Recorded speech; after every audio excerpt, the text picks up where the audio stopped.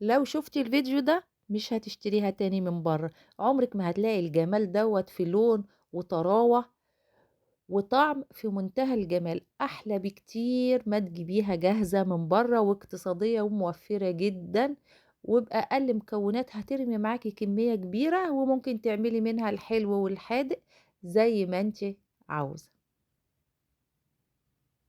يلا نشوف مقاديرنا مع بعض. هتجيبي شفشق الخلاط بتاعك، هتنزلي عليه كوبايتين من الدقيق جميع الأغراض، عليهم نص كوباية من دقيق السميد، عليهم معلقة صغيرة من الخميرة الفورية، ومعلقة كبيرة من السكر، وهنضيف عليهم 3 كوبايات مية، والمية بتاعتنا تكون مية فترة زي دمعة العين، يعني دافية خفيفة كده زي دمعة العين.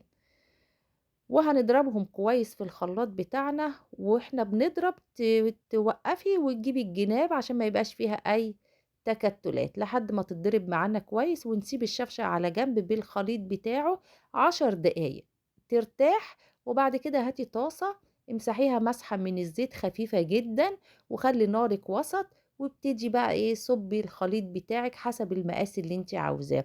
وممكن تستخدمي مغرفة عشان تبقى كلها مقاس واحد لو انت خايفة تطلع مقاسات مختلفة. اول واحدة هي بتطلع كده، بس طالعة برضو حلوة وفي منتهى الجمال لحد الطاسة بتاعتنا ما تظبط معانا. شايفة الثقوب فيها جميلة وضيقة وفي منتهى الجمال. نعمل بقى كمان واحدة هتكون ايه ظبطت معانا اكتر. اول ما تلاقيها عملت ثقوب واتجففت كده في الطاسة، هتروحي قلبها على الناحية التانية. اول واحدة والله طالعة برضو حلوة وفي منتهى الجمال اهي، وطالعة طرية وسخنة وملهلبة وطرية وحلوة. وادي تاني واحدة معانا هنشوفها عاملة ايه، وطالعة بالدخان اهو، ابتدى الاطار بتاعنا اللي على الحرف اهو يظهر معانا. تالت واحدة بقى هيظهر اكتر وتبقى حلوة جدا، وبصراحة سهلة بسيطة ما تشتريهاش خالص من بره. ايه رأيكم بقى في الجمال ده؟ ومكوناتنا بسيطة جدا اهو، ظبطت معانا والاطار كله ظهر من تالت واحدة وفي منتهى الجمال. نكمل بقى الكمية بتاعتنا كلها. على فكرة كوبايتين الدقيق دول هيدوكي كمية كبيرة، هيديكي حوالي كيلو ونص من القطايف لو انت اشتريتيها جاهزة.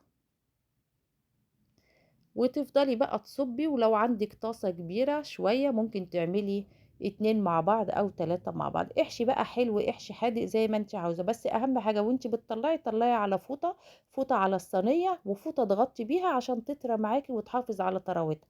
شايفة الجمال بتاعها والالوان بتاعتها؟ ما تنسيش الفوطة، لازم تطلعي على فوطة في الصينية وفوطة تغطي بيها. بعد كده هنحط زيت بتاعنا، ويكون زيت طبعا نضيف، يعني مش نضيف نوع غالي، لا يكون جديد ما اتعملش فيه قبل كده عشان تديكي نكهة حلوة. وقفليها كويس معاكي، وهي بتتقفل بكل سهولة لان هي طرية وفيها طراوة وفي منتهى الجمال.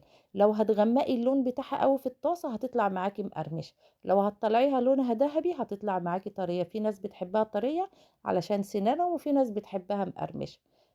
اللون دوت هيديها لك في النص، انا بحبها في النص، لا طرية قوي ولا مقرمشة ناشفة قوي.